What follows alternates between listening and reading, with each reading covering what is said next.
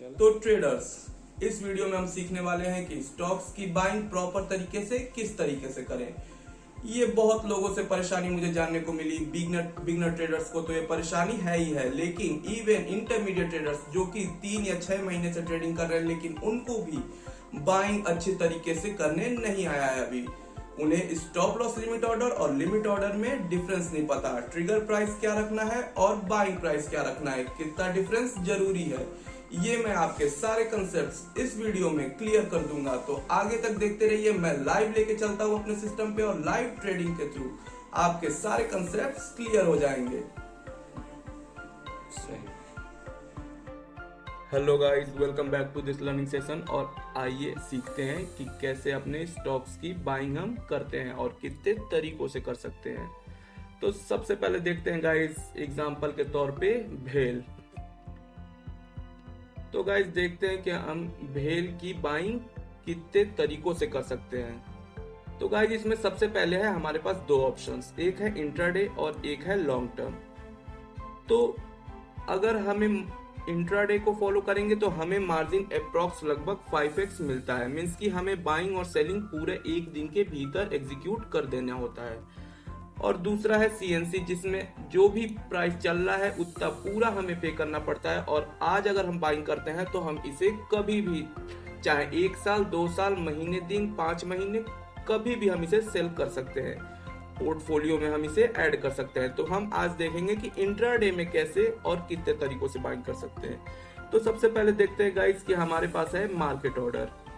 तो guys market order उसे कहते हैं जैसे कि जो प्राइस अभी चल रहा है मार्केट में, मींस कि LTP, लास्ट ट्रेडेड प्राइस, जो भी है उस स्टॉक का जो अभी करेंट प्राइस है, अगर उस पे हमें बाइंग करनी है तो हम मार्केट ऑर्डर को प्रीफर करते हैं। और अगला है गाइस लिमिट ऑर्डर। तो लिमिट ऑर्डर गाइस एक ऐसी प्राइस, एक ऐसी डिजायर्ड प्राइस हमारी जो हमने कोई अपना चार्ट्स पे लेवल बना रखा हो, जिस लेवल पे हमें बाइंग करनी है। गाइस लिमिट और स्टॉप लॉस लिमिट दो तरीके के हैं ये, इनमें बहुत ही माइनर डिफरेंस है और ये बहुत लोगों को इन डिफरेंस के बारे में नहीं पता।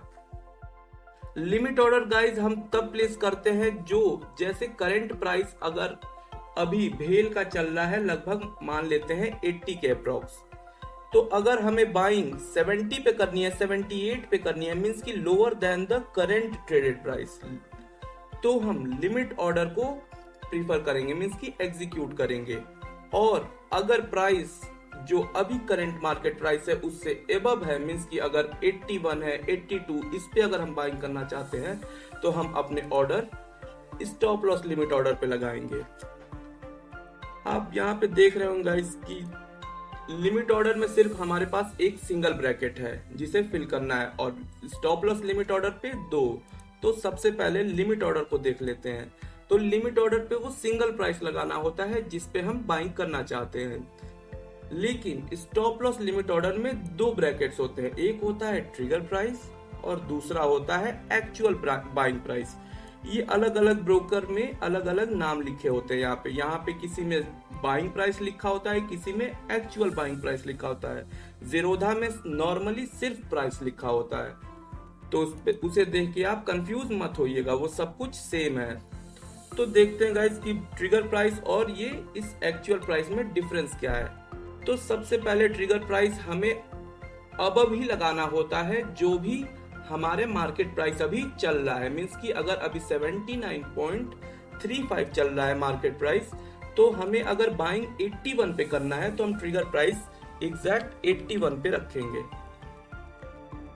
और ये एक बहुत ही अच्छा ऑप्शन होता है, ये बाइंग प्राइस और ट्रिगर प्राइस के बीच एक डिफरेंस रखना। दरअसल अगर हम 81 भी रखें तो हमारा ऑर्डर प्लेस हो सकता है और प्लेस होगा, लेकिन ये ज्यादातर तब काम आता है जब हम ऑप्शंस को ट्रेड कर रहे होते हैं। मींस की वॉलेटिलिटी जब ज्यादा होती है, जब वॉलेटिलिटी ज्यादा होती है तो उस वक्त हम सेम प्राइस हमें नहीं रखना होता है। रखने को हम रख सकते हैं, लेकिन हमारे ऑर्डर एग्जीक्यूट हो उसके लिए हम एक यहाँ पे छोटा सा गैप रखते हैं। तो आप हमेशा इस बात को ध्यान रखिएगा कि हमें यहाँ पे एक छोटा गैप देना है ट्रिगर प्राइस और बाइंग प्राइस के बीच में। जैसे अगर ये 81 है तो यहाँ पे 81.10 हम रख सकते हैं। मीन्स की प्राइस जो भी इन दोनों प्राइस के बीच में अगर मार्केट प्राइस आता है तो इस पे बाइंग एग्जीक्यूट हो जाएगी।